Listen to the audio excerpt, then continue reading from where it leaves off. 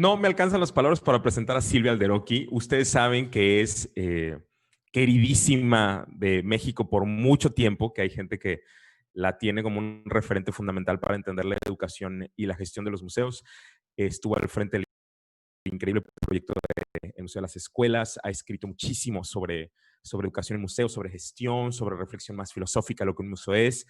Y yo creo que no nos podríamos entender los educadores de museos de América Latina sin Silvia. Por eso es un honor tenerte con nosotros. Muchas Un gracias por estar honor aquí. estar acá contigo. Y nada, pues hay un montón de cosas que yo tenía pendientes, Silvia, que te quería contar, porque en la primera mesa de diálogo, para los que no nos acompañaron en el encuentro, les quiero contar que hubo una mesa de diálogo increíble, que tuvo un montón de personas, estaba Sebastián Bosch, eh, estaba Silvia, estaba Andrés Palma, y entonces digamos, en la mesa, todos empezaron como a participar, pero Silvia trajo una serie de reflexiones muy potentes sobre la idea de las historias que me parece importantísimo. En mi caso es una cosa que Silvia suele hacer muchas veces, porque tiene un libro precioso que me enseñó una vez en Buenos Aires, que es una guía para caminar por Buenos Aires, que nunca se me va a olvidar, es uno de los libros que más me impacta, porque es precioso. Entonces tiene que ver con esta idea de caminar y de recorrer. Silvia, explora un poco más el tema de la mesa, háblanos un poquito más de esto que traes ahorita en la mente y en el corazón sobre las historias y cuéntanos un poco y de ahí empezamos a conversar. ¿Cómo ves? Ok, muy bien. Bueno, primero, gracias por la invitación nuevamente. Ya la semana que viene te voy a extrañar. Sí. Eh, a ver, el otro día yo trataba de recuperar algunos autores que además decía que me habían acompañado en mi reflexión para tratar de poner un poquito en orden palabras Sí. que me ayudaran a entender este caos en el que estamos. De eso también habló Guadalupe desde el lugar de la física, ¿no? O sea, que es una situación Mm, caótica, más allá de lo que mm, es desorden, ¿sí? sí. Y entonces muchos autores hablan de que los seres humanos recurrimos a las historias y las historias nos sirven para poner un poco de orden, Mm, para poder entender lo que pasa. Entonces, ese fue como el primer anclaje, ¿no? O sea, si las historias sirven para poner un poco de orden, ¿qué historias estaríamos necesitando ahora para entender esto que nos pasa? Bien difícil. Y luego cuando regresemos a los museos, ojalá prontamente o en distintos tiempos según los lugares, ¿qué historias vamos a tener que organizar, armar y contar para dar cuenta tanto de lo que nos pasó, porque a cada uno va a tener sus historias para contar, pero digo, como instituciones Museo de Ciencias, ¿cómo vamos a plantarnos? ¿Con qué historias? mm, Eh, ¿Y cómo vamos a organizar las historias a partir de ahora? Porque, digamos, también es sentido por muchos que no es que vamos a volver a la cotidianidad de antes. claro. No me gusta usar los términos que hablan de la nueva normalidad, no me gustan como concepto, porque no me gusta esta idea de normalidad, tal vez influida por la historia de las escuelas y el Mm, uso de la palabra normal en términos de normas, o sea que claro. no sé qué bien qué palabra usar, pero sé que los tiempos por venir van a ser otros, van a ser distintos, siempre los tiempos por venir son distintos, pero claramente la cotidianidad va a ser distinta y en esa cotidianidad vamos a tener que articular otros tipos de historias. Entonces, bueno, es todo un viaje, como vos decís, es todo un paseo como de un lugar a un lugar que desconocemos bastante, porque no es parecido a lo que veníamos haciendo. Ujú, Uno podría decir en ese sentido que si lo juntaste con mis libros de viajes o con los libros que escribo acerca de cómo pasear por la ciudad, todo eso ahora, muy entre paréntesis, porque no se puede hacer, o sea que uno tiene que recurrir mucho a la imaginación para recordar lugares por los que le gustaría volver a pasear o para repetir paseos en la, digamos, en la mente, en la cabeza, en el cuerpo, pero sin el cuerpo en movimiento. Pero entonces pensando en qué elementos tendrían que tener esas historias, me acordé de algunas, primero de unos conceptos que nuestra querida Leslie Bedford ujú, sí. tiene en su libro de diseño de exposiciones y que ella dice Por un lado está la historia, que sería lo que pasa en sí mismo, lo que sucede, y por otro lado está lo que se llama la narrativa, que sería como el discurso narrativo. A veces se ponen como sinónimos, ¿no? Pero digamos, son dos cosas diferentes. Uno es lo que pasa y otro es la narrativa con la que está contado. La narrativa de un libro es distinta a la narrativa de una película, a la narrativa de un videojuego, a la narrativa de una exposición. A nosotros nos implicaría cómo contamos esas historias en una narrativa expositiva, en tiempos normales, por decirlo, en los tiempos anteriores, ¿sí? Sí. Ahora tenemos que pensar cómo va a ser, en paralelo en dos cosas.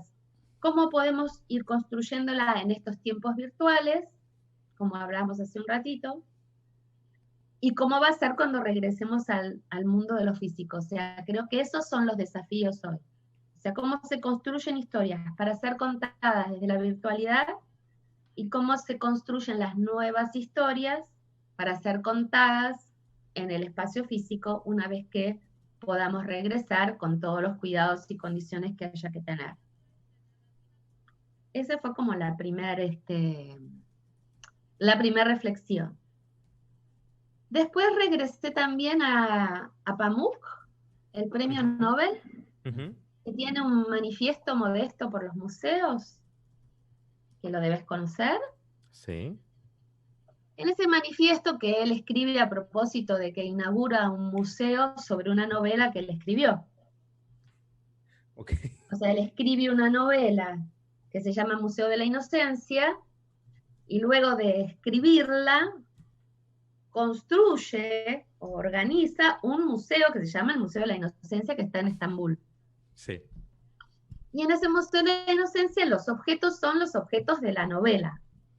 Bueno, es como todo un juego, ¿no? Allá adentro. Sí. Pero él hace, a propósito de la inauguración de su museo, un manifiesto sobre los museos, como contraponiendo los museos históricos, así que relatan la historia de los países, con los museos modestos que pueden contar historias más vinculadas con la humanidad, sí, con lo humano. Y me parece que este es un momento de atravesamiento tan humano que nos atraviesa a todos los humanos del planeta a la vez, a algunos más que a otros, por supuesto, pero a todos a la vez. Y que esa característica del humano no podría ser que no estuviera muy presente en esas historias de ser construidas. O sea, a veces cuando uno, muchas veces, cuando uno escucha hoy en día los medios de comunicación contando acerca de la pandemia, es muy difícil encontrar esta clase de relatos que uno lo hagan pensar. En general uno escucha o la catástrofe, las cifras, la cosa estadística, o los informes médicos muy científicos de lo que hay que hacer, pero está todo como muy separado. Todavía yo no logré encontrar, supongo que en algún momento esto va a aparecer, relatos más incluyentes de lo que de verdad pasa, más elaborados por ahí, ¿no? No tan inmediatos con contar la noticia, que por supuesto eso tiene que estar, pero no relatos que permitan, como decía Chiqui, aprovechar esta experiencia por la que estamos pasando todos. Entonces creo que todos estos elementos son los que tendrían que ser recuperados en los museos, en los relatos de los museos, en los museos de ciencia tal vez más, en un sentido, que en los otros museos, pero en todos los museos vamos a tener que recuperar esto porque así es como, de verdad es un antes y un después. Sí. O un antes y una hora, como decía el otro día alguien. El después no sabemos muy bien qué va a pasar, pero que hay un antes y una hora, el ahora es de un presente así como muy continuo. Sí. Y hasta ahí las primeras como ideas. Vale. Tengo muchas, como que muchas cosas me mueven en el tema de, fíjate, cómo hacer sentido bueno, y justamente cuando hablas de Orhan, puse una de las frases del Museo de la Inocencia que era, amo los museos y no soy el único que encuentra que cada día que pasa nos hacen más felices, ¿no? Ujú, Y hablaba un poco como, pues digamos como el poder que tenemos en el sentido de que sí hay historias que suceden de pronto en los museos, Silvia, que sí pueden mover mucho la vida de las personas. O sea, yo sí creo que hay, no todas mis visitas a museos han sido cambiavidas, la verdad no. Ha habido muchas que han sido muy no. aburridas, Sí. pero sí tengo que reconocer que ha habido algunas, tal vez 2 o 3, que han sido muy potentes, ¿no? Y que me van a acompañar hasta el último día de mi vida. Es decir, la escena del espacio, yo ahí en ese lugar, entendiéndome dentro del Ujú, espacio del museo, y bueno, creo que eso es muy potente en cuanto al lugar que construyen historias. Y pensé mucho, ahora que hablamos del Museo de la Inocencia, en aquel proyecto que hicieron del Museo del Caribe, ujú. que me parece que también está mucho inspirado en el trabajo al principio de Fernando Zapoa, me parece, creo, y que al final tiene una sección donde la gente baila. El último interactivo, cuando llegas al final, es la gente baila, o sea, como que hay unas pantallas que proyectan a personas bailando y la gente junto a ti, bueno, claro, porque estamos ¿sabes? Estamos en Barranquilla, ¿sabes? La gente junto a ti, pues se Ujú, pone a bailar y tú no sabes muy bien qué pasa, pero Casual. bueno, es como este evento como inmediato, digamos, ¿no? Como automático. sí. Y yo quería llevarlo, o sea, estas experiencias de museo que tú y yo hemos vivido tan potentes, ¿cómo las vamos a trasladar en este contexto de lo que vaya a pasar mañana y que ahora está pasando mucho, de la nueva virtualidad? ¿Tú tienes alguna? Yo tengo una pregunta sobre, porque digo, en la museografía creamos espacios y tú has sabido crear espacios increíbles y trabajas mucho con objetos, Silvia. Pero Ujú. ¿cómo? Y yo también, pero ¿qué vamos a hacer ahora que tenemos que ir a espacios virtuales? ¿De qué hacemos uso? ¿Qué herramientas utilizamos? ¿Cómo podemos crear estos espacios virtuales pensando en el espacio como este primer lugar o uno de los lugares más importantes de nuestros relatos también? Bueno, ahí también pensaba, no sé si voy a tener respuesta a tu cómo. Ok. Sigo agregando ingredientes para que, yo creo, como te decía también, esto es una colaboración, una Sí, construcción colectiva. eh, Justamente porque nos atañe a todos, creo que las respuestas van a venir como de distintos lugares y van a totalmente. venir muy fuertemente de los jóvenes, porque yo Sí, creo que ellos son bien digitales. sí, Entonces, el ser muy digital creo que va a permitir no solo usar la herramienta, sino encontrarle su verdadera esencia, digamos, porque claro. es bien sabido en la historia de los modos de los medios y los formatos de comunicación, que cuando aparece uno, la primera representación es muy parecida a la de su antecesor, Así es, así es. ¿sí? Entonces, me parece que a veces uno realmente cuando ve algo en internet y siente una diferencia, dice ahí pasa algo distinto. Después hay cosas todas muy parecidas a lo otro, o a mirar una película o a lo que uno ya está habituado. Sí, Pero me parece que cuando uno en un medio de comunicación, en un formato, descubre algo que lo detiene, al estilo así como decía Barthes, del punctum en la imagen, o del aura de Benjamin, que uno sí, hace, que te hace levantar los ojos. sí. Bueno, todavía bien, no sé qué es eso en el mundo virtual, pero es ese instante en el que uno frena, ¿no? Mm. Porque está viendo algo distinto. Entonces, algo que hoy me puse a pensar y que ya venía pensando que podía ayudar es eh, lo que son como los relatos breves, tanto de la construcción del haiku, ese Ujú. estilo de poesía japonesa, ¿no? Ujú. Que tiene 3 versos de Sí. 17 sílabas en unas combinaciones muy especiales, Haiku. o en teoría falsamente atribuida idea de Hemingway de las historias de 6 palabras, bueno, que es controvertido que él haya hecho esta historia de oferta, zapato de bebé jamás usado, ¿no? Y del cuento de Augusto Monterroso, cuando despertó el dinosaurio todavía estaba allí. Sí, Mm. Y a mí me parece que los microrelatos pueden ser una punta para empezar a pensar. O sea, en el sentido de que hay que hacer un poquito de síntesis, y síntesis poética.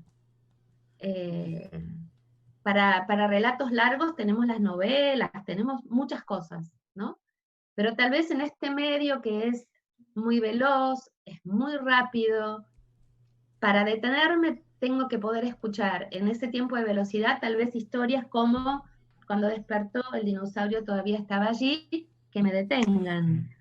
Sí.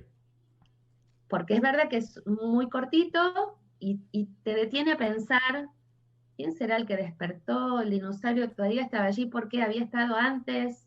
Etcétera, etcétera. Todos los 1000 análisis que hay acerca de lo que se llaman microrelatos. Y encontré uno de Octavio Paz, por ejemplo, sobre la arena, escritura de pájaros, memorias del viento. Entonces me parece que la poesía, como decía, ay, se me fue el nombre, es un arma cargada del futuro, muy famoso. Hernández. Sí, vamos a buscarlo. Por favor, búscalo. No sé si es Hernández. La poesía es un arma cargada de futuro. Me vino la frase, me faltó el autor. Me parece que la poesía y esta situación así de hacer detener para sentir, para pensar, es uno de los modos en los que podemos habitar el espacio de la virtualidad. ¿Te apareció de quién era? Estoy buscando, hay aquí varios temas. Hay un Gabriel Celaya, pero no lo sé, hay un Paco Ibáñez. ¿A quién se lo vamos a atribuir? Creo que es de un poema de Celaya cantado por Paco Ibáñez. Sí, de Celaya, exactamente. Sí, algo así, eso era. Bueno, entonces, bueno, esta vuelta que di con los microrelatos y demás y con la poesía, me parece que sigue siendo un lenguaje y que en este momento, si de verdad pudiéramos apelar a ese lenguaje para construir estas historias, esa puede ser una puerta. Y sosteniendo lo que tienen que tener todas las historias. Como vos recién dijiste, en el espacio físico, en los museos, tal como los conocíamos, además de la historia que cuenta, el espacio físico construye una narrativa y construye su propia narrativa. Eso es la tarea del museógrafo, cosa que vos sabés hacer muy bien. Sí. Entonces, ese espacio en la virtualidad, que no tiene las dimensiones de las paredes, ni el piso, ni necesita de que nosotros nos traslademos, porque esa es otra de la experiencia del cuerpo en una exposición también en este momento no está. Entonces, por eso digo que me parece que hay que apelar a lo que emociona, que no es el traslado del cuerpo, que no es llegar a una sala que tenga otro color, otra distribución. La poesía tiene esa carga. Entonces, me parece que los relatos tienen que organizarse con mucha más poesía a nivel de los museos de la que se usa hasta ahora, y en los museos de ciencia ni que hablar. ¿Sí? Que a veces quedan como capturados por el lenguaje científico en sus explicaciones. Sí, a veces excesivamente, ¿no? A veces excesivamente, otras veces no, pero hay que hacer todo un trabajo, que esto también es un trabajo en equipo entre lo que es el lenguaje científico y después las ediciones para hacer que ese lenguaje, sin perder nada de su rigor, bueno, pueda contener relatos que lo vuelvan más amoroso, por ponerle un... más amoroso, más memorable, más al que puedo recurrir. Sí, más digerible también en un sentido, sí. Más propio, ¿sí? Que no es que es del otro, sino que es algo que, bueno, yo puedo pensar eso también. Claro. Y hay una serie de elementos que tienen los relatos. Los relatos tienen personajes, tienen personas. Entonces es interesante no perder de vista eso, que hay personas a las que les pasan cosas, que hay personas que quieren algo en esa historia. Pensando en cuando uno, por ejemplo, ve una película y pregunta, bueno, ¿de qué se trata? Si uno pudiera, con los relatos que se arman en los museos, tanto en lo que cuentan los coordinadores o los mediadores como lo que cuenta el espacio, de verdad enseguida poder reponer estas preguntas, ¿no? Bueno, ¿a quién le pasó esto? ¿Qué era lo que le pasaba? ¿Cuándo sucedió? ¿Dónde sucedió? ¿Cómo dialogan los personajes? ¿Cuál es el momento de la tensión? ¿Qué es lo que ese personaje quiere? O sea, por qué está en esa historia? ¿Y qué obstáculos se encuentra en esa historia? ¿Frente a qué se encuentra en esa historia? Lo que se diría como el nudo del relato, ¿no? Que va a ser como antes de su desenlace. ¿Dónde está la emoción en esa historia? En una historia que puede ser un descubrimiento científico, ¿sí? O una historia de investigadores. Digo, pienso por ejemplo, cómo se cuenta la historia en la obra de teatro Copenhagen, la historia de la discusión acerca de la bomba atómica. Sí. Uno queda atrapado por esa historia, por ejemplo. Ahí el formato del teatro convierte, transforma, recrea algo que puede haber sido, no sé, cuán cerca o lejos, porque esos diálogos están ficcionalizados, ¿sí? Pero uno termina entendiendo como la situación, el momento, esas ideas que estaban ahí dando vueltas. Entonces me parece que ahí aparece el arte, ¿no? Era algo que yo también hablaba el otro día, de cómo los lenguajes se entrecruzan, dialogan para producir mejores relatos, para habitar estos dos espacios, digamos. Todavía no renunciemos al físico. Creo que hay que ir preparándolo, claro que va a ser distinto. Sí. Pero es verdad que hay que mejorar el espacio virtual de reflexión. Sí. Porque esto nos vino como muy rápido y de golpe, y bueno, y cada uno salió con lo que tenía, con mejores o más o menos formatos, pero después va a venir como una depuración, digamos. Cuando no todo pase por lo virtual, tienen que quedar como las mejores cosas. Sí. Y eso creo que es un desafío en el que hay que pensar como en paralelo. Sí. Y que tiene que ver además digo, Silvia, yo quiero, sí, o sea, tengo muchas cosas que decir, perdóname, tengo muchas cosas, pero quiero subrayar dos. Ya mejor no dije nada, adelante, Ricardo. No, tengo dos, Silvia, que me haces pensar y que quiero poner en la mesa para preguntarte también. Una, y un poco como ampliar algunas cosas que tengo en la cabeza de este tema de las narraciones, porque les quiero contar que la persona que se ganó el premio el año antepasado de innovación educativa, en México, en el Congreso del TEC, fue un chico que trabaja justamente haciendo construcción de historias a partir de enseñanza de ciencias. De ciencias, matemáticas, física, química, ese tipo de cosas. Y fue una revolución, me acuerdo, en el Congreso, porque nadie podía concebir que la construcción de historias fuera la herramienta para enseñar ciencias. ¿Saben lo que estoy hablando? Era verdaderamente, para mucha gente, fue un caos, digamos, una ruptura. Famoso storytelling. Fue muy interesante la propuesta de él, incluso un poco recuperando donde lo decía Silvia, ¿no?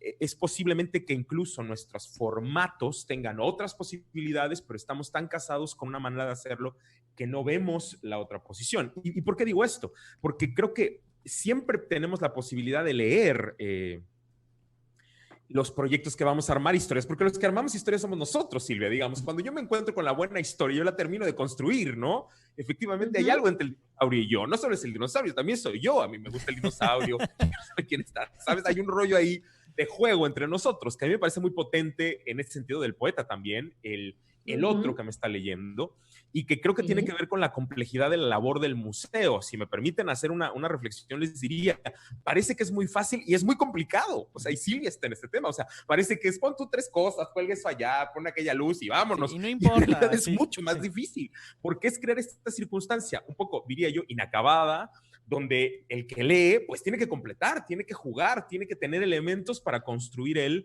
lo que a él le hace sentido. Entonces, ahí es donde me hace mucho sentido lo que dices en cuanto a que tenemos el know-how, o sea, sabemos cómo hacerlo y tenemos el chance de ir un pasito más allá, ahora a lo mejor con otras herramientas. Entonces, me parece que es un pendiente muy potente, pero no quería dejar de decir. Sí, yo creo que en los museos interactivos, tal vez no en materia, porque es muy nuevita, Sí, y además no la conozco, pero digamos, en los más tradicionales, a veces es difícil reconstruir la historia. O sea, la sí, historia está en la cabeza de los diseñadores, Mm. que tienen una lógica para organizar las salas, que después terminan diseñadas en mejores, o sea, sí, o más logrados dispositivos interactivos, pero en general la historia la tienen que se repone en las visitas, en los diálogos, en las conversaciones. mm, En los museos de historia es más fácil, que la historia está como más como pegada a su representación museográfica, sí, ¿sí? Es Mm. como más... yo creo que es un desafío para los museos interactivos, porque además los museos interactivos se tienen que renovar, o sea, no pueden seguir como en los años 80, digamos, sí, hay que... Y parte de esta renovación por ahí tiene que venir con hacer estos entornos narrativos, en todo caso, donde dispositivos que por ahí siguen siendo muy exitosos puedan ser parte de, no la estrella que está sola y brilla, sino quedar incluidos en historias un poquito más abarcativas. Creo que eso le pasa a muchos museos interactivos que no saben qué hacer con sus módulos, que por ahí ya tienen 20 o 30 años, hablando de los museos que se hicieron al sí, modo del Exploratorium, que hay muchos en América Latina. sí. Entonces Ups, me parece que uno de los modos es que no es que hay que renunciar a todo, sino que hay que inventarles como unos entornos narrativos para que entonces vuelvan a tener sentido. Algunos lo logran, pero me parece que el desafío siempre es que se logre, o sea, que los animadores, coordinadores, copilotos, como sea que se llamen en los museos mediadores, Sí. siempre sean una punta de más enriquecimiento, pero no sean la base para entender todo. totalmente. Mm. ¿Ya? Creo que ahí hay un desafío, que es lo que lo vuelve atractivo, seguir siempre probando y mejorando las cosas, ¿sí? Eso no es para decir que las cosas están mal hechas, sino todo lo contrario, para Sí, decir que uno sí, siempre puede mejorarlas, ¿no? sí.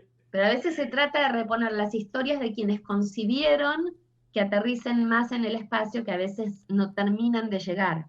Sí.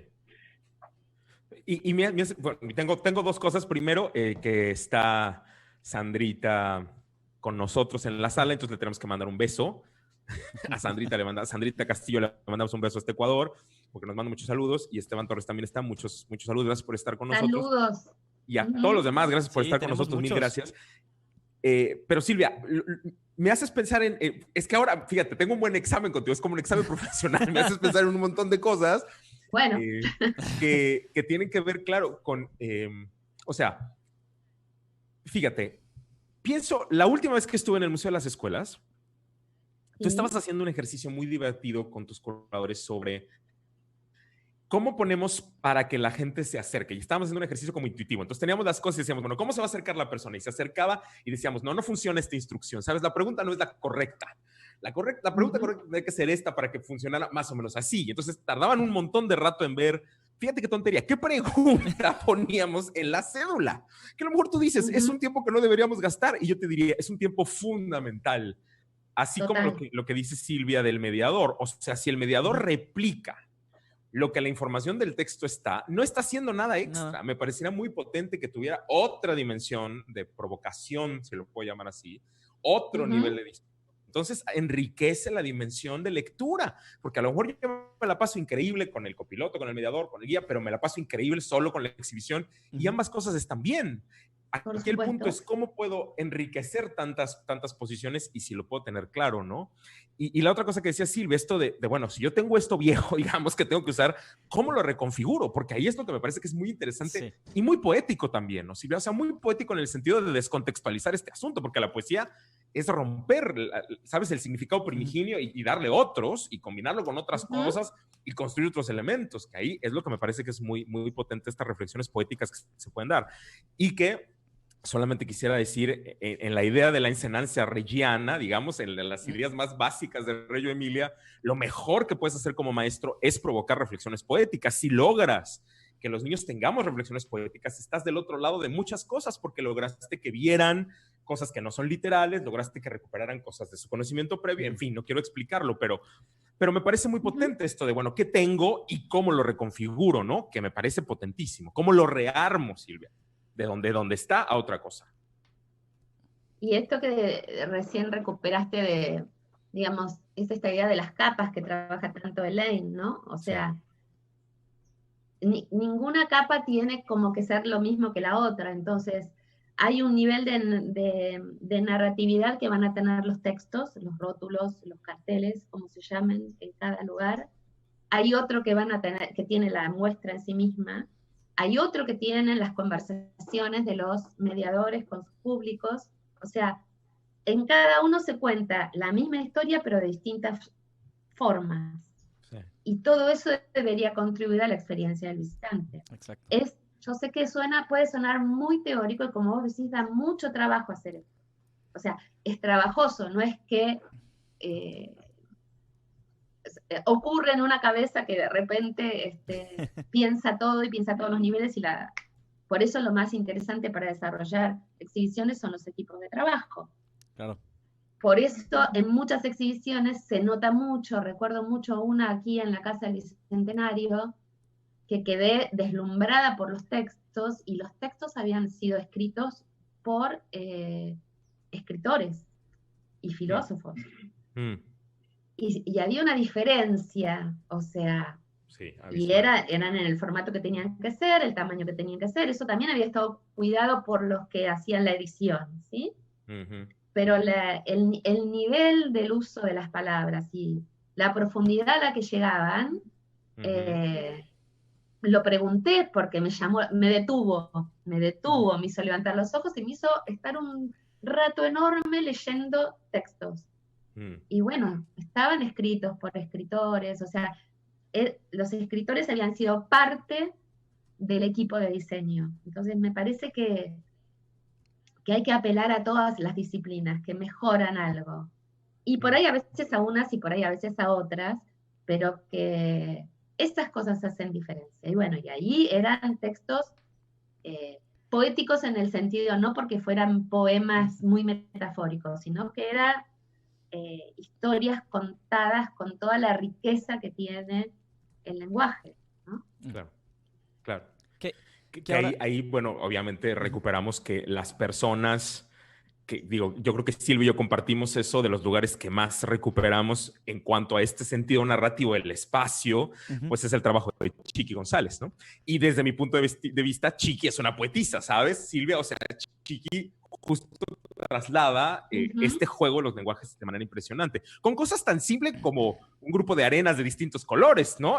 En la redonda, cosas de ese tipo, que son a lo mejor elementos que tenemos que remirar. A veces siento, Silvia, que por la tradición que algunos educadores de museos hemos tenido, estamos muy atados a los contenidos escolares.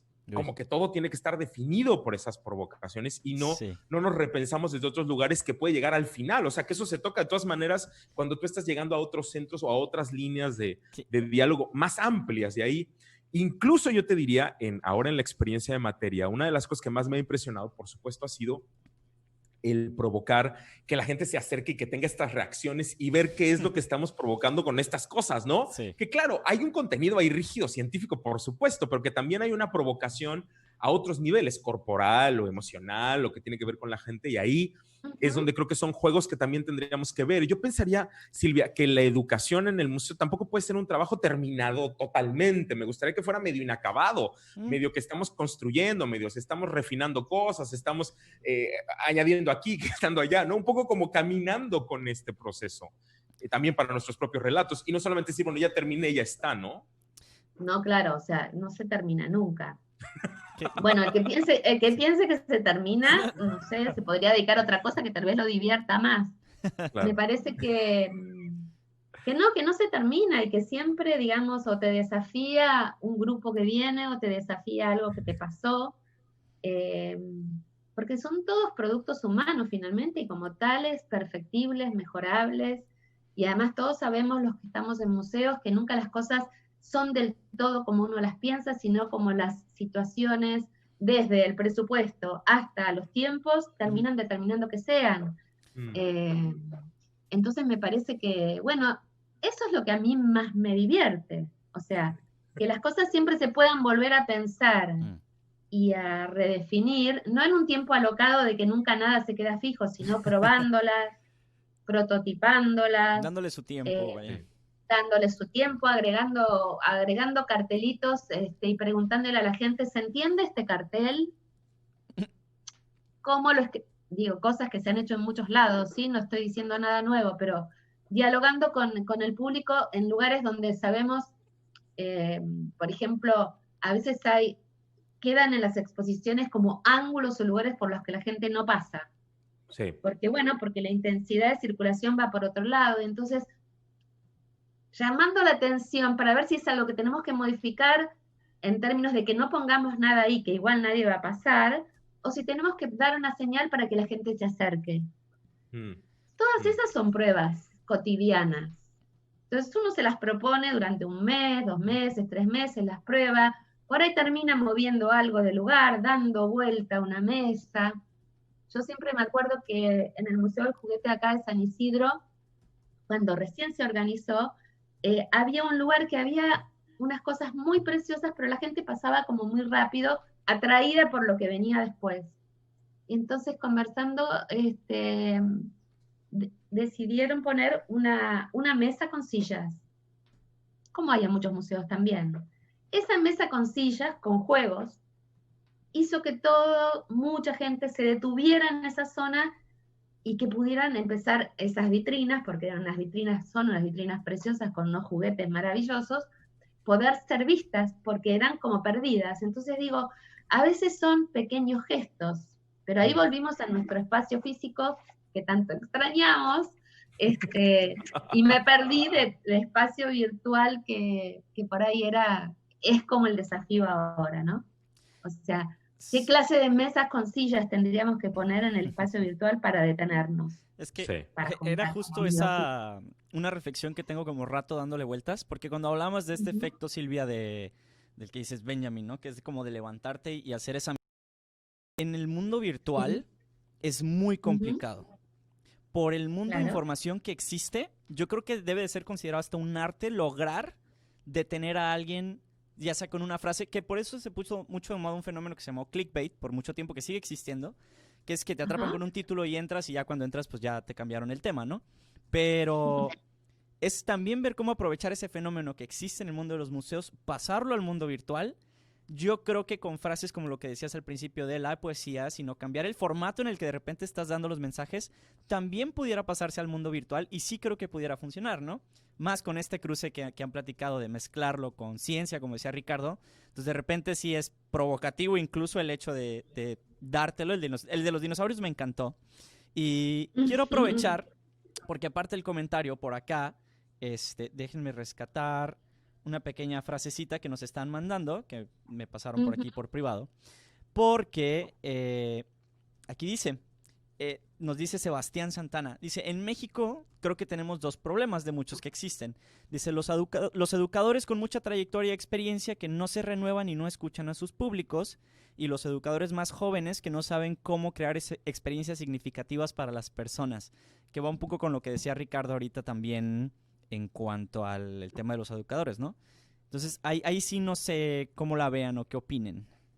Porque otra vez regresamos al tema generacional, ¿no? Donde de cierta manera las nuevas generaciones pudieran tener un entendimiento, y voy a usar muchas comillas, un mejor entendimiento de las herramientas, y el know-how o mucho conocimiento del cómo crear estas experiencias viene de parte de otras generaciones, ¿no? Pero eso pasó siempre en la historia de la humanidad. O sea, se trata de formarse, de capacitarse, de aprender. Es verdad que cuando uno es muy joven, quiere inventar todo de vuelta, y está buenísimo, porque es una energía inagotable. Tal vez si uno hace cosas que ya las hizo otro, pero el tiempo pasa y uno empieza a darse cuenta que hay mucho conocimiento acumulado, y que cuando uno empieza a juntar esa energía que uno tiene de joven, de que invento todo, hasta ahora nadie hizo nada bien, yo como generación voy a hacer esto fantástico, en el instante que se junta con el saber acumulado siempre salen nuevas cosas. O sea, cuando uno hace historia de la educación en museos, y uno rastrea documentos de SECA o de UNESCO, o antes, del creador del Museo de Newark, John Cotton Dana, que cuando uno lee esos textos dice, ay, pero está diciendo cosas muy parecidas a las que seguimos diciendo hoy. Entonces, hay un flujo de conocimientos que se fueron construyendo y se van apilando como unos arriba de otros. No quiere decir que todos tengan que saber todo de todos los que fueron parte de esta preocupación de que el museo tiene que ver con la educación, y esta preocupación que creo que el otro día, no sé si Ricardo, Mila o quién en el encuentro decían que era una de las discusiones de que en la nueva definición del ICOM no estaba la palabra educación, algo de eso, ¿era, Rick? Sí. Bueno, Sí. entonces, bueno, hay mucho trabajo acumulado, entonces los jóvenes ya van a llegar ahí, o sea, yo creo que es como parte de lo que pasa en todos los espacios en los que uno va entrando, aprendiendo, decide quedarse, decide ser parte de una tradición y de una innovación. Entonces me parece que ahí en ese juego entre tradiciones e innovaciones, los nuevos formatos y los que son nativos de esos nuevos formatos, van a inventar cosas nuevas, no tengo duda. Totalmente. Yo fíjate que ahí viene la tercera pregunta que yo te quería hacer, Silvia, es, fuiste de las primeras en escribir sobre museos y escuelas, fuiste de las primeras, de hecho, me parece que eres de las muy, muy, muy pocas escritoras que han escrito sobre el tema de la educación en los museos en América Latina. Y yo quiero preguntarte, ¿cómo ves? O sea, un poco recuperando lo que dice este chico Santana en este panorama, ¿cómo ves? ¿Dónde andamos? ¿Qué hemos conquistado? O sea, cómo nos ves? ¿Cómo ves a los educadores de museos en América Latina? Bueno, los veo en principio con un nombre, con lugares, con espacios. Vamos a hablar antes de la pandemia, ¿sí? Sí, por Antes de favor. la pandemia, eh, la educación en museos conquistó muchos lugares. Yo te diría que son 30 años, ¿sí? 30 años de trabajo de las primeras personas que se pusieron esto al hombro. Y en México hay una tradición muy, muy fuerte Sí. de educación en museos. Digamos, por ahí la diferencia es que yo me animé un poco osadamente a escribir, pero digo, esto no quiere decir que no había mucho trabajo Sí. realizado, Sí, sí, sí. ¿sí? Entonces, a mí me parece que esa fue una conquista, mucho trabajo del SECA, que en el principio por ahí en América Latina no tenía mucho lugar y después empezó como a adquirir mucha espesura el trabajo de SECA y COM en América Latina.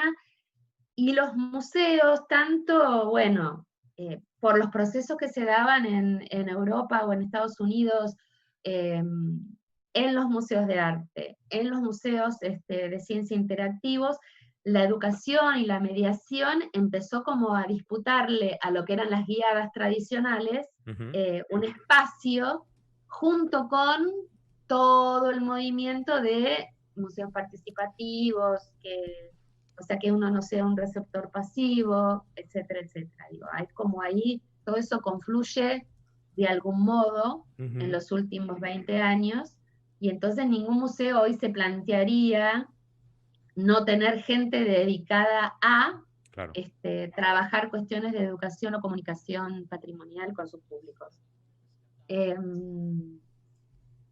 En este instante, yo creo que el desafío es que también como lo que ha venido como avanzando mucho, como dije recién, es todo lo que tiene que ver con la participación de los públicos, con lo que son el trabajo con las comunidades, para museos que no son comunitarios, ¿sí? Porque, como decíamos también el otro día, el museo comunitario o el museo de la museología social nace como la comunidad nace imbricada con esa tipología o esa clase de museos. En cambio, muchos museos no nacen con la comunidad, que nacen o de universidades o de centros o de grupos, y luego el trabajo con la comunidad es un trabajo que viene después. Sí. Entonces me parece que ahora el desafío fuerte de los equipos de educación es el trabajo con la vecindad, con el barrio, con las comunidades. Se puede definir de distintos modos, con los docentes, pero para construir comunidad. O sea, para que de verdad el aporte de esas comunidades no sea solo que armo un producto destinado a, hago una visita destinada a niños de tal edad, sino que me reúno con docentes para diseñar mejores estrategias para trabajar con las escuelas.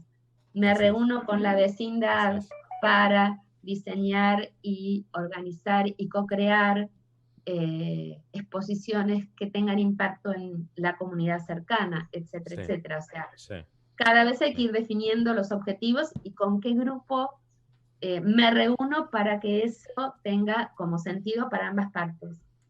Totalmente. Ahora, ahí, Silvia, creo que no el peligro, no lo puedo decir así, ¿no? Pero me haces pensar, digo, ahí el tema es, yo sacrifico mi control. O sea, tiene que ver con un esquema también de poder desde mi lado, ¿no? Como educador. Es decir, cuando yo abrazo a la comunidad, pues yo disminuyo un poco mi voz ante esto otro que me parece potentísimo, pero creo que es un ejercicio un poco de humildad que necesitamos como hacer, porque siento que de pronto los educadores somos siempre el experto frente a los públicos y hay como un paradigma donde yo tengo que cambiar a abrazarlos, implica darles una voz y verlos como iguales y, ¿sabes? Como coautorear con ellos y trabajar desde otros lugares. Me parece mucho más pedagógico latinoamericano, más Freire, si quieres, desde ese lugar. Pero justo creo que es bien potente, como que también nosotros hagamos ese paradigma, ¿no? Abrir las comunidades es el presente y es el futuro, ¿no? Ya no hay otra manera de pensarlo, ¿no? Tiene que ser así. Sí, yo creo que cada museo tiene que hacer proyectos a su medida. Sí. A su medida quiere decir lo que se puede hacer, lo que el museo está, lo que el museo decide poner en juego y lo que no.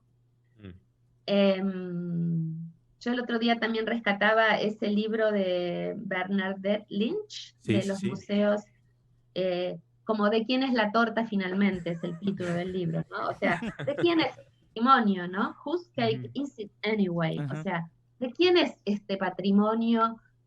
Como dice Guadalupe Díaz Costanzo, la directora del C3, este patrimonio científico, ¿no? Esta cultura científica que está en la sociedad, ¿de quién es? Es de todos. Entonces, si es de todos, hay que inventar dispositivos para que todos podamos ir haciendo distintas cosas en distintos lugares. No todos los proyectos van a ser iguales y no todos van a tener el mismo alcance, y hay temas que son más, por decirlo de algún modo, participables que otros. Pero me parece que todo se trata como de gestos, o sea, de gestos que hagan que las sociedades se empiecen a ver para desarmar de una vez. O sea, creo que esa es una oportunidad que por ahí no la podamos aprovechar, pero ojalá, para desarmar el imaginario de museo como lugar sagrado, templo y demás, ¿no? Entonces, totalmente. Si de verdad todo eso que hemos escrito en páginas desde hace muchos años del lugar del museo como foro, del museo lugar de debate y demás, empieza a encarnar en la representación. Todavía no está encarnado. Todavía estamos separados de la sociedad. Vuelvo a decir, salvo los museos comunitarios o los museos de barrio, que nacen anclados con la comunidad, y de ellos hay mucho que aprender. También, como dije el otro día, el museo sigue teniendo una representación elitista, separada, o sea, es una palabra con mucho peso. Y bueno, hay que reconvertirla, pero los gestos tienen que ser nuestros, de los museos, o sea, los museos tienen que de verdad abrirse. En este momento es metáfora, ya lo sé. En este momento no podemos, pero digo, conceptualmente hablando, ¿sí? Totalmente. Pues Silvia, tengo una preguntita más y creo que tenemos una intervención. En todos nuestros podcasts hay una intervención. Tenemos siempre a Luis que nos está escuchando y de pronto él como que trae a la conversación una reflexión final que tiene. Por ahí la tiene Guillermo. Pero yo tengo una reflexión más con la que quiero un poco cerrar. El otro día Cathy McLean estaba discutiendo con Nina Simon sobre las diferencias entre interactividad y participación, que es una discusión que tienen hace mucho tiempo. ¿Sí? Pero siempre me ha interesado mucho tu perspectiva porque creo que alumbras desde lugares, por supuesto, tendría que ser diferentes a las de Katy y a las de Nina sobre el tema, pero creo que es algo que yo no quería que la gente no dejara de escucharte, porque no sé cuántos han tenido oportunidad de estar en sesiones contigo hablando del tema y escucharlo de otra manera. ¿Cómo ves, Silvia, las diferencias entre participación o netamente interactividad? Más ahora que estás en el C3 y que nos ayuda mucho a los centros de ciencia a repensarlo, ¿no? A ver, es compleja la interactividad. Primero porque me parece que también tiene una representación antigua que es la del botón, Sí. ¿no? Entonces, de la cual le cuesta salir también. Es interesante pensar a veces que como que en este mundo de museos, cuando una cosa empieza de un modo, el tiempo pasa, en los museos pasan cosas, pero queda como el modelo inicial, ¿no? Sí, Entonces, sí. museo interactivo está como muy, o dispositivo interactivo está muy pegado a botón, computadora del principio, que se apretaba un botoncito y pasaba algo. Sí. Después vino el mundo interactivo, que es este mundo virtual, que también usó la palabra. Entonces, creo que son, digamos, lo que tienen en común es que uno parece que hace algo, ¿no? Que no está paradito, sino que hace. Pero creo que las diferencias están en qué es lo que hago. Entonces, la palabra participativo me parece que lo que viene a decir se centra más en los sujetos. Si querés, el interactivo está más centrado en un dispositivo en su origen. Un dispositivo que hace que me invita a que yo haga algo. Sí, en cambio, en el participativo me parece que es más el diseño de una experiencia más completa o más compleja. Sí. Y que tiene una segunda parte, que es que además tengo que hacer algo con esa participación. Claro. También uno podría decir, bueno, uno puede hacer diseño de entornos interactivos, inmersivos, donde hay mucha gente, pero también, bueno, el módulo interactivo de un museo de ciencias es para uno solo, es para un grupo familiar, o sea, hasta cuántas personas a la vez, eso te determina, o viene determinado a veces por el diseño, ¿sí? O eso se repone en una conversación con mediadores y entonces ahí hay más gente. Creo que, digamos, a veces son palabras intercambiables y a veces no, pero que la idea de participación, por lo menos a mí me parece que la parte más atractiva es como la expansión, esta idea de expandido, como de museo expandido, que es que si uno trabaja muy bien con los resultados de la participación de lo que fuera, de un muro con una pregunta, de conversaciones o de observaciones, de lo que sea. Sí. Si uno sigue trabajando con lo que recoge y captura de lo que dice la gente cuando está en esa situación, ahí es cuando multiplica. Sí. Ahí es cuando da frutos. No es solo porque estoy en una muy buena guiada, y es un nivel de participación, por supuesto, pero cuando después yo puedo trabajar con esas ideas, digo en los primeros niveles que un museo puede plantearse, y después eso me entusiasma para hacer un trabajo de co-creación sobre algunos temas con algunos grupos, y eso me entusiasma para diseñar los carteles diferentes, y eso me entusiasma para cambiar la organización de la sala, y así en más, ahí me parece que la participación es productiva y se hace evidente, que ese es otro de los desafíos. La participación de los públicos tiene que ser evidente para los que participan y para los futuros públicos. Totalmente. Totalmente. Muchísimas gracias, Silvia. Sí, no sé si te contesté, pero una cosa que cuando recién la nombraste perdón, a Katy McLean, Sí, si no sí, entendí mal, vos la conocés más que yo, pero si no entendí mal, en una vez que la escuché, en una sesión con Nina también, que se llamaba Éxitos y Fracasos, sí, y entonces Katy contaba las dificultades sí, que había tenido así en el es. Exploratorium. Sí, ¿Es así, es verdad? Bien. Y creo que esas dificultades, para retomar el inicio de nuestra conversación, tenían que ver con intentar ponerle narración, relato, a la exposición, ¿verdad? así es. Sí, O así es. sea, ese me parece un ejemplo del cual deberíamos aprender para ponerle relato a nuestros museos de ciencia. Y fue un fracaso. Porque O sea, y es interesante ella no porque pudo, ella no claro. Modestamente. pudo. Ella no pudo. Pero ella no pudo, la pregunta que yo te quería hacer a vos, ella no pudo, ¿por qué? Porque la ciencia no la dejó, las Sí, autoridades, la gestión, ok. sí. Es decir, la última exposición, no la última, pero una de las que había estado en la mesa de discusión más grave era una donde ella hablaba de la naturaleza de maneras narrativas. Entonces, había extremos. Una tenía que ver con, ya sabes, cada una de estas especies, las abejas, las mariposas, las no sé qué, las no sé cuánto, te ponías estos lentes, que es una exhibición muy antigua, ¿no? Para ver cómo ven cada una de ellas. Nosotros tenemos Ujú. Pero esa, lo hacía un Ricardo. poquito más elaborado, porque entonces te ponías los lentes y leías ciertas narrativas a partir de ciertas flores, las que podías polinizar y las que no podías polinizar. Ujú. Pero entonces, en estas narrativas sí había cosas como mucho más provocadoras, más poéticas, digamos. Mm. Y Ok. había como una discusión de que eso no era necesario, era un plus que ellos veían fuera de lugar.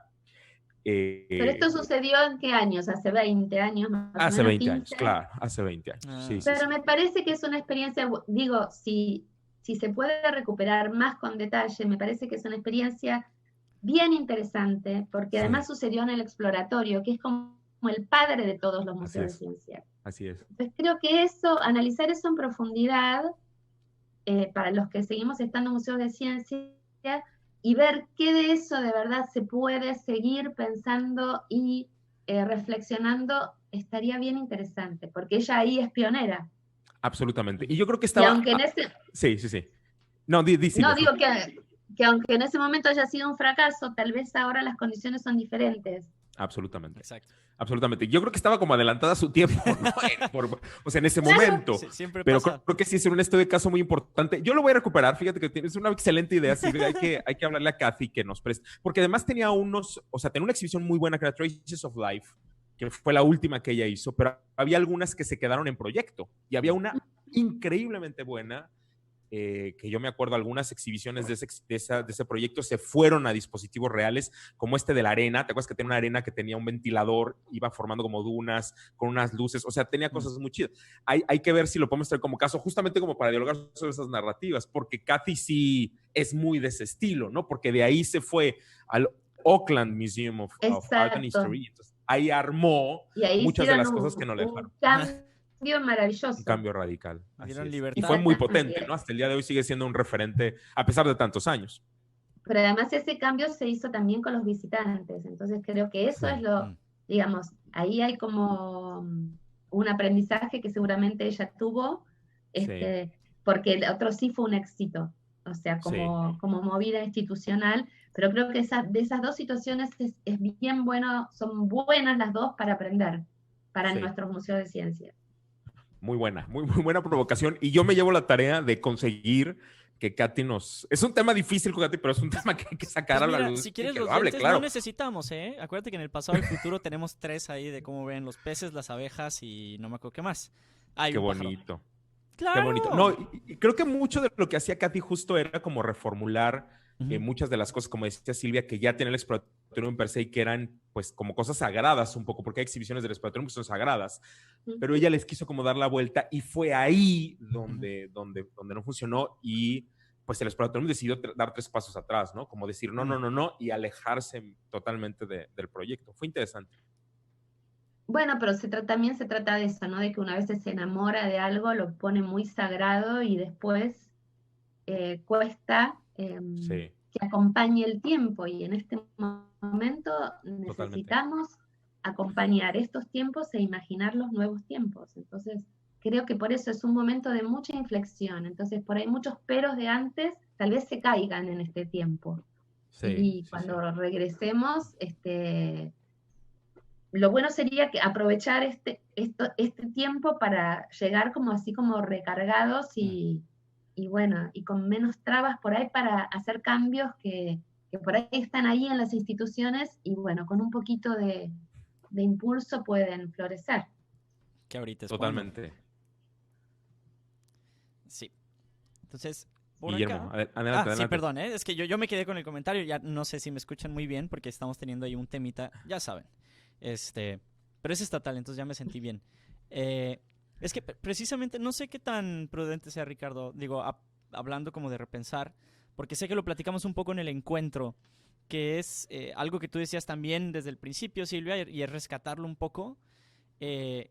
Aparte que es el momento idóneo como para regresar con estas nuevas miradas, porque yo aquí lo que veo es que siempre existe esta dualidad, ¿no? Y no es tan padre a veces, pero la gente puede o esperar lo mismo del museo o esperar algo completamente distinto después de este tema, ¿no? Y aquí lo padre es que como todos estamos en el mismo juego, todos estamos, o sea, hay un común denominador ahorita para los museos y para nosotros como humanidad, que es el tema de la pandemia. Ahí lo interesante es ver cómo reabordamos. Me gustó que decidiste no usar la palabra nueva normalidad. Entonces, más bien cómo regresamos, ¿no? Ni siquiera voy a usar la palabra normalidad, pero sí ver quiénes regresamos en este filtro que decías también de lo virtual, quiénes regresamos muy cargados a lo virtual, quiénes aprendemos a utilizar lo virtual como una herramienta adicional y como una experiencia complementaria. Porque algo con lo que me quedo también de todo, yo creo, es en el momento en el que tú montas una experiencia física, es como con bloques, ¿no? Y hay bloques que tú como museólogo y como museógrafo pones ahí. Pero hay bloques que quedan vacíos, que deben de ser llenados por el público, que pueden ser llenados por los copilotos o los guías o los mediadores o como les quieran llamar. Y puede haber con estas nuevas herramientas digitales bloques que se llenen con una experiencia virtual. Entonces, que tú tengas una experiencia virtual y de repente tengas que, o bueno, no tengas que, más bien de repente vayas a tu experiencia física en el museo y haya un bloque ahí que pudiste llenar gracias a tu experiencia virtual, o viceversa, ¿no? Venir a la experiencia física y de repente viviste la virtual y hay algo ahí que te terminó de hacer clic, o que complementó tu experiencia, o que la hizo más rica o más llenadera, vaya. Por aquí... Sí, creo que se trata de un y, ¿no? Que lo que hay que desarmar, eso también lo decía Elaine, ¿no? No se trata de o real o virtual, sino que va a ser un y. Sí, totalmente. En este momento lo virtual está tratando de suplir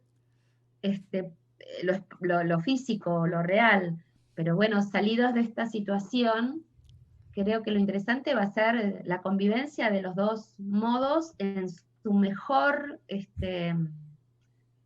representación, cada uno, ¿no? Sí. Y que idealmente, pues lo que dice Guillermo es que convivan en el mismo espacio, así que los virtuales vengan a lo físico, claro, los físicos a los virtuales, pero no necesariamente. También tendremos públicos que solo serán virtuales y públicos que solo serán físicos. Más bien creo que y eso está bien. La complicación es si nosotros podemos manejar el circo de tres pistas, ¿no? Ese es el tema. Bueno, seguramente habrá quienes se especialicen más en los formatos virtuales que van a seguir siendo necesarios para los que no están cerca de los museos, o sea, para los que están lejos de Buenos Aires, el C3 virtual es una posibilidad si lo tengo en la virtualidad, si no tengo que viajar. Y digo, lo mismo para Sinaloa, digamos, para Materia y otros estados de México. O sea que ese va a seguir siendo un territorio de mucha utilidad, pero creo que hay que encontrar la mejor versión de lo virtual, que tal vez ahora en el apuro o en la emergencia hay de todo, ¿sí? Entonces tiene que depurar y como recién decías, lograr que algo de la pantalla me capture o me detenga o me haga levantar los ojos es un trabajo. Entonces me parece que ese es el desafío. Sí. Yo confío en la poesía porque a mí la poesía o el arte me hacen ese efecto. Pero bueno, a las nuevas generaciones puede ser que los detengan otras cosas, ¿no? Pero eso es lo que creo que hay que averiguar, Silvia, y no sé en este caso si nuestros jóvenes tienen esta capacidad como de autocriticar la misma virtualidad, porque para decir qué es lo mejor, pues tengo que ser crítico con lo que tengo virtual y decir, bueno, esto realmente funciona más o menos, pero esto es mucho mejor que esto, ¿no? Yo creo que sí. ¿Sabes por qué? En la historia digamos, de las redes se verifica eso, que Sí, empieza un formato y al rato aparece otro, después algunos son más poderosos y duran más tiempo. Pero el otro día vi una película, no me acuerdo el nombre ni nada, pero hablaban de MySpace y no sé qué otros nombres, sí, sí, sí. Sí, High Five, sí.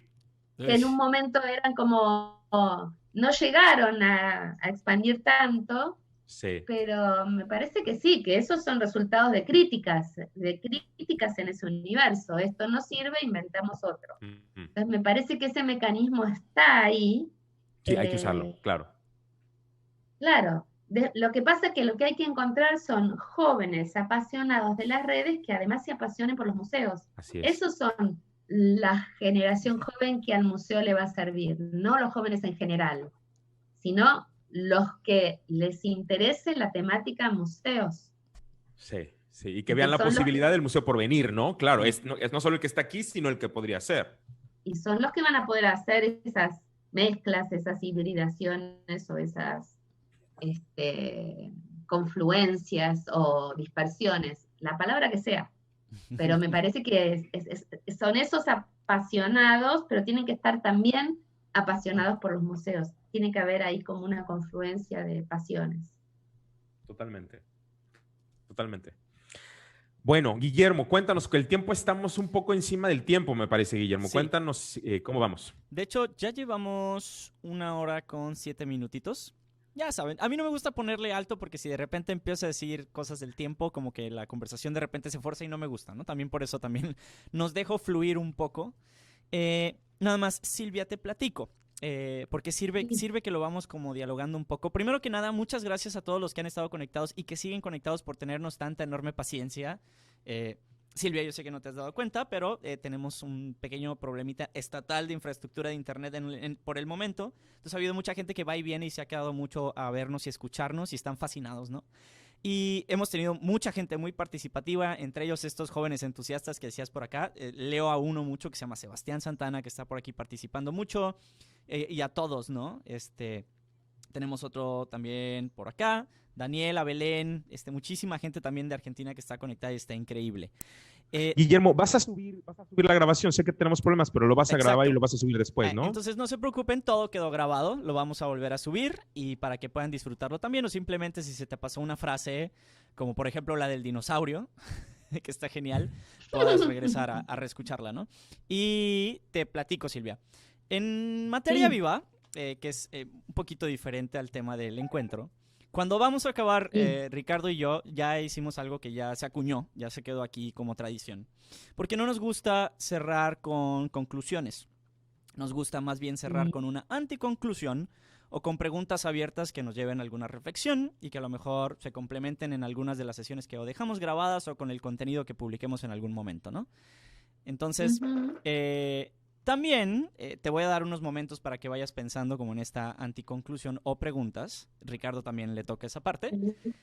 Y voy a aprovechar porque, como decía Ricardo, siempre tenemos un segmento donde nuestro director, que siempre está escuchándonos y viéndonos, nos está acompañando y tenemos unas palabras que vienen de él, que son mensajes que desarrolla después de haber escuchado las sesiones, ¿no? Y en este caso, pues estábamos muy emocionados de tenerte aquí con nosotros y él también.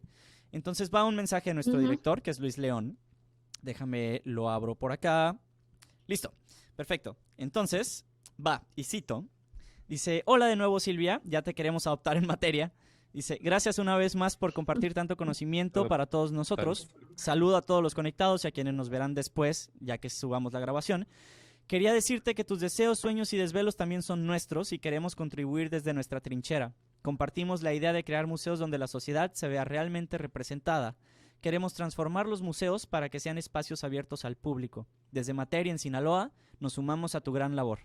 Porque siempre aprendemos mucho contigo y entendemos que debemos reaprender para contar nuevas historias, ser museos que abren claro y sencillo, y así poder experimentar el placer de ser verdaderamente extrañados, queridos y adoptados por la sociedad.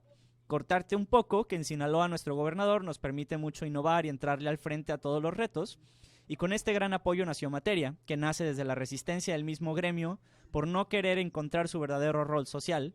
Materia nace más allá de la sola idea de decir que somos espacios de inclusión y de construcción de ciudadanía, porque así lo dice el concepto del nuevo museo, ¿no?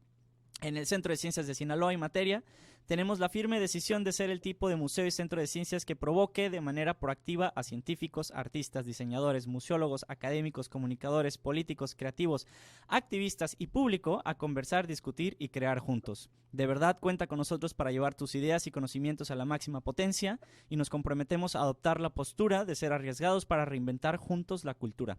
Agradezco a todos su participación y, como es mi costumbre, los invito a soñar, crear, transformar y disfrutar. Saludos y nos vemos pronto en otro Materia Viva Internacional. Con mucho cariño, Luis León. ¡Ay, qué lindo! Sí, entonces ahora tengo que anticoncluir yo. Anticonclusiones. No sé quién va primero, Silvia o yo. Yo creo, vamos a hacerlo así. Si quieres primero tú, Ricardo, para que también, si puede pasar que le robes alguna palabra, o más bien rebote de tu anticonclusión. Puede ser. Vamos viendo. No te veo muy convencido, pero vamos viendo. No, estoy perfecto. Lo que pasa es que tengo muchas cosas, pero Silvia, yo me quedo con mucho con la idea de la reflexión poética. Me hace sentido el pensar lo que no es tan literal. Me gusta este ejercicio que el otro día estábamos haciendo en una sesión de taller que estaba platicando con Pati León, y me contaba un ejemplo de una niña que Pati le explicaba a una niña de preparatoria, ¿no? Una joven le decía, bueno, lo que pasa es que estamos hablando de cosas que no son literales, ¿no? Es lo que está entre líneas. Y la chica le decía, bueno, es que entre líneas está blanquito. Y bueno, me quedo con justo lo que sí diseñamos, porque creo que sí lo diseñamos mucho, Silvia, pero no es tan literal y que provoca muchas cosas muy importantes.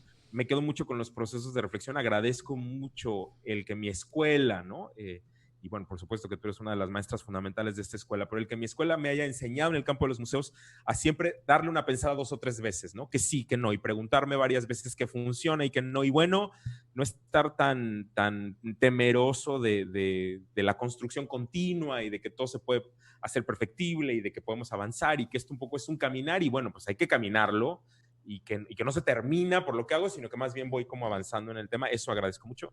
Y es un reto para mí, lo confieso públicamente, es un reto para mí pensar en el espacio virtual, no porque me niegue a lo tecnológico, sino más bien porque no tengo el expertise como tengo el expertise en las cosas físicas. Entonces, es un reto muy profundo, sé que lo vamos a lograr y sé que vamos a hacer cosas muy interesantes. Creo que requiere de mi parte una posición distinta también sobre cómo me entiendo en la red y qué lenguajes entiendo ahí, pero me parece que puede ser una cosa muy potente y abrazo y entiendo y recibo a los públicos y espero que yo pueda servirles a todos los públicos de las redes que, bueno, están muy lejos de lo físico porque no necesariamente tiene que interesarles venir al museo, pero creo que podemos compartir otras cosas de lo que a los museos nos importa y que podemos compartir otros elementos. Así que fue una sesión increíble. Yo, como siempre, te agradezco porque fui muy feliz y para mí fue deliciosamente compleja y te agradezco mucho. Estuvo muy buena. Bueno, no sé si voy a anticoncluir, pero es un verbo que nunca había conjugado, la anticonclusión. Recién pensaba en esta frase que creo que es de Bachelard, cuando habla de que la imaginación es aurora de conceptos.